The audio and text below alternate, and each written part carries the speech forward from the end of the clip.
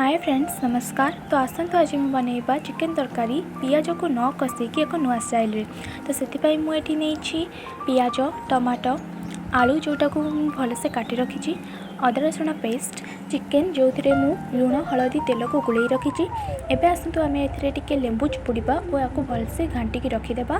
तो प्रथम मुझे कड़ाई रे तेल गरम कर देछि। तो से आम ए चीनी पकेबा जहाँफल तरकारीटा टिके नाली आसब। तो एबे आम को चीनी पकईकि नाली आसवा पर्यंत वेट करवा। एथिरे आम एबे ऐड करवा तेजपत्र डालचीनी आउ लंका और पियाज पकई यह भलसे टिके नाली हेबा पर्यंत भल भाव में टिके नाकु कषिबा।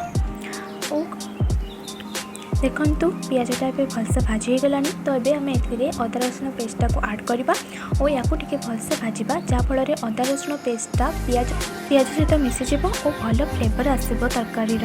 एबे आम ये चिकेन को ऐड करवा और चिकेन और मसलाटा को भलसे कषिबा।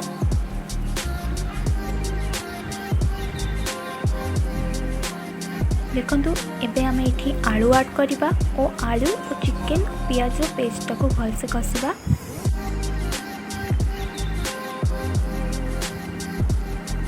देखंतु ये आलू पियाज आउ चिकेनटा भलसे कषि आसलानी। तो आम ए टमाटो को ऐड करवा और टमाटो को यही मसला सहित टिके को सीझापी छाड़ीदवा। एक्चुअली यही चिकेन तरकारी कले चिकेन जो आइंसिनिटा अंशटा थाए कटि जाए और चिकेन भल फ्लेवर आसता है और टेस्टी होता है। तो एमती प्रिपेयर करने द्वारा आमको एक नुआ स्टाइल भी मिल जाए और तरकारी भल टेस्ट भी आसब।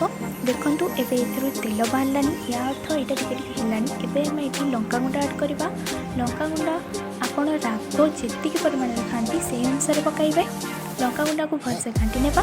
तो आम एबे आम एथिरे हलदी पकेबा और चिकेन मसला पकईकि हलदी और चिकेन मसला को भलसे घाटी नेबा।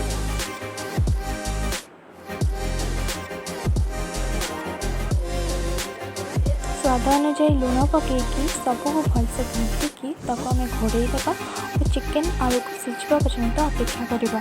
से आम ए जीरा पाउडर और धनिया पाउडर को पकई नवा और जहाँफल मसलाटा टिके अधिक टेस्टी हम और ताको आम ए घाटिकी सीझापी वेट करवा।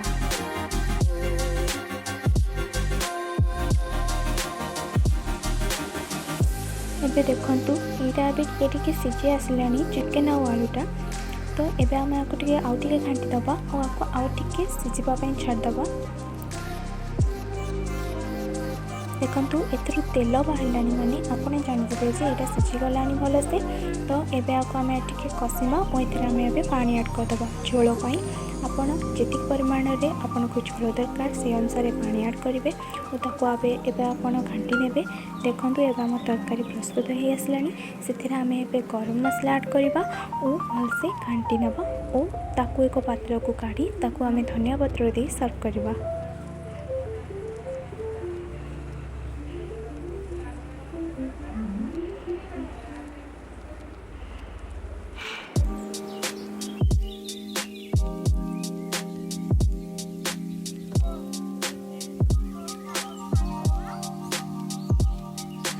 फ्रेंड्स आमर नूतन ढंग से चिकेन तरकारी प्रिपेयर हो जाइए।